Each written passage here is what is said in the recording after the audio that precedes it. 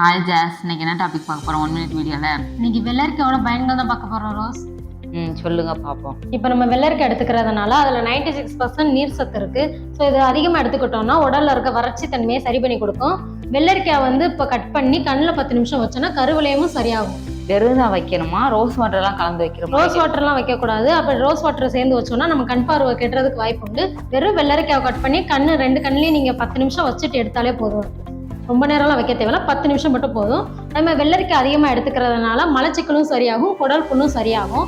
இதோ இல்லை எனக்கு வெள்ளரிக்காய் எடுத்துக்க பிடிக்கல அப்படின்றவங்க வந்து இந்த வெள்ளரிக்காவை பொடியாக எடுத்து அரைச்சு அதிகமாக எடுத்துக்கிட்டாங்கன்னா இப்போ சிறுநீரக அடைப்பு, சத அடைப்பு, அப்புறம் குடல் புண்ணு, சிறுநீர் குழாயில் ஏதாவது எரிச்சல், நோய் எதிர்ப்பு சக்தி, புற்றுநோய் இவ்வளோ வந்து சரி பண்ணி கொடுக்குது. இவ்வளோ சரி பண்ணுமா? ஆமாம். இப்போ வந்து வெள்ளரிக்காயில் வந்து காய், பழம், விதை இது 3ல இருந்தும் நமக்கு வந்து சத்துக்கள் இருக்குது. இதை அவாய்ட் பண்ணாமல் எல்லாருமே எடுத்துக்கோங்க.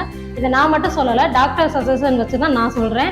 ஸோ நீங்களும் அவாய்ட் பண்ணாமல் எடுத்துக்கோங்க. ஜெனி நீங்களும் எடுத்துக்கோங்க. 1 மினிட் வீடியோ எங்கள் வீடியோ வந்து நீங்கள் சப்ஸ்கிரைப் பண்ணிக்கோங்க. லைக் பண்ணுங்க, ஷேர் பண்ணுங்க, கமெண்ட் பண்ணுங்க.